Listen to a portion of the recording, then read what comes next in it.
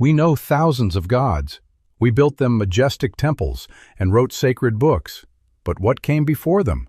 What was there in that primeval silence when humans did not yet have words to describe their fear of a thunderstorm or their gratitude for a successful hunt? What if I told you that everything you believed about the origin of religion is just the tip of the iceberg? Long before any known gods, our ancestors were already communicating with the spirit world. But their gods had no names, and their temples were caves and the earth itself. Today, we will go on a journey to find the traces of these forgotten beliefs. It all begins with death. For an animal, death is the end. But for early humans, death became the first question. What happens next? Where does life go? And the earliest answer we can find is intentional burials. Why place a spear or a necklace in a grave? Only if you believe they will be needed in the next world. This is the first spark of belief in the afterlife. But they went further. Imagine waking up but knowing that your wise grandfather, the tribe's best hunter, is still with you. His body is gone, but his spirit remains to protect you. How do you maintain this connection?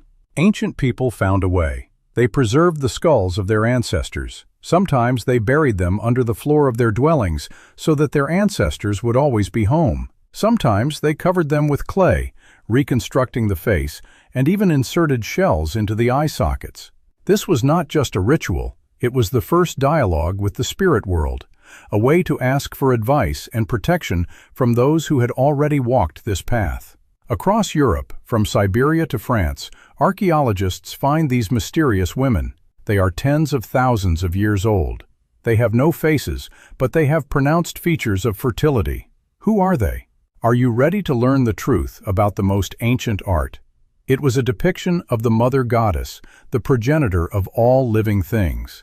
A powerful amulet worn by women to ensure a safe birth? Or maybe it is much simpler. Some scientists believe these were the first selfies in history.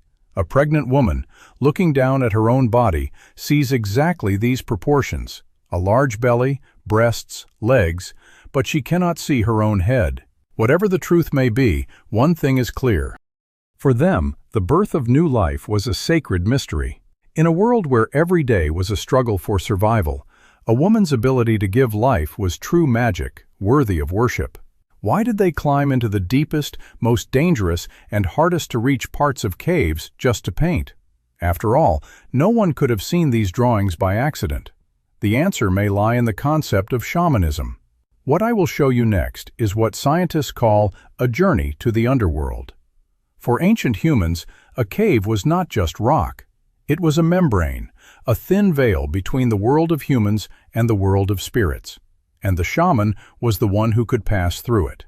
In a state of trance induced by rhythmic dancing, chanting, or perhaps hallucinogenic plants, the shaman would travel to the spirit world.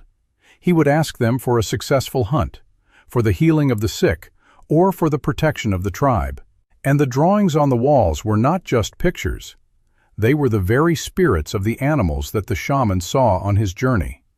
By drawing them, he gained power over them.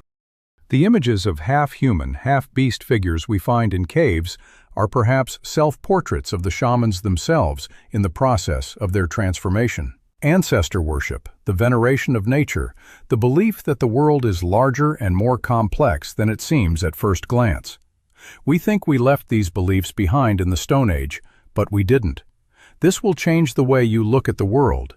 Our pull toward spirituality, our sense of awe before the universe, our respect for our ancestors, all of this is an echo of those very first beliefs. Technology has changed, but the operating system remains the same. The forgotten gods have not disappeared. They have simply changed their names and live on inside us, in our DNA and our culture.